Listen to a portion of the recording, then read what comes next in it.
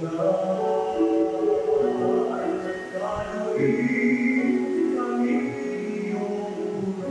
na kaya ang unang Pilipinang santa? Sa mismong simbahan na ito, ang Minor Basilica of St. Anne sa lungsod ng Taguig, bininyagan si Laureana Franco, mas kilala bilang Kaloring, noong 1936. Matapos ang halos 9 na dekada, sa simbahan ding ito binuksan ng Diocese of Pasig ang proseso para gawin siyang santa ng simbahang Katolika. Namatay noong 2011 sa sakit na ovarian cancer, nakilala si Kaloring bilang katekista, modelo ng kabanalan.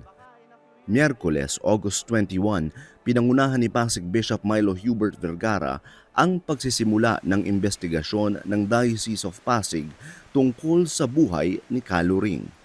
Sa opening session, nanumpa ang mga eksperto na susuri sa buhay ng Pilipina. Bubusisiin nila ang mga kabutihan pati na mga kahinaan ng kandidata sa pagkasanta. Pagkatapos ng pagsusuri ng Diocese of Pasig, mismong Vatican naman ang mag-iimbestiga. Madalas inaabot ng taon o dekada ang prosesong ito. Sa pagsisimula nitong mahabang paglalakbay, inalala ng mga kapamilya ni Kaloring ang kahanga-hanga niyang buhay. Matagal ko nang sinasabi kay Kaloring dahil siya malapit sa Panginoon. Lagi kong sinasabi, Kaloring, para ka namang madre. Baka maging santo ka na. Kasi wala yung ginawa kundi mag-ipon ng mga bata, tuturuan magdasal. Lahat ng mga dun sa looban namin, tinuturoan magdasal lahat. Puro prayer lagi.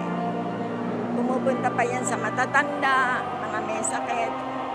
Talagang naglilingkod, kaya sabi niya, ayokong lagi may pera sa bulsa. Kaya yan, walang ginagawa kundi maglakad. Pupunta sa simbahan, lakad lang. Tingin mo bakit mahalaga na maging santo si Kaloring sa panahong ito?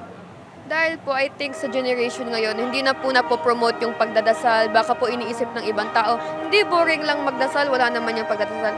Andito po si Kaloring para ipresenta sa atin na yung pagdadasal po may magandang maidudulot po sa atin. Ayon kay Lawag Bishop Renato Mayugba, hindi kailangang maging martir para maging santo o santa. Ang pagiging santo or santa, hindi kinakailangan na hindi pangkaraniwan ang ginagawa mo. Pwede din ordinary, pero ginagawa mo yon yung tinatawag ng motivation for doing something. Kahit maliit na bagay, para you do it for love of God, you do it for love of your brothers and sisters, magiging santa o santo ka.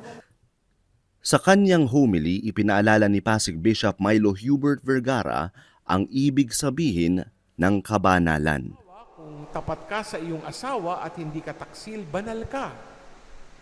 Kung ikaw ay naglilingkod sa pamahalaan at hindi ka korap, banal ka. Kung ikaw ay lolo o lola at mahabang iyong pasensya, banal ka. Kung ikaw ay manggagawa o obrero at hindi ka laging late sa iyong trabaho, banal ka.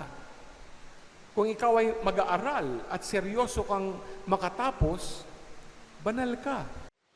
Kaya ba ng ordinaryong Pilipino ang kabanalan sa modernong panahon? Ito ang hamon ni Kaloring Franco sa bawat Pilipino. Paterno Esmaquel, Rappler, Manila.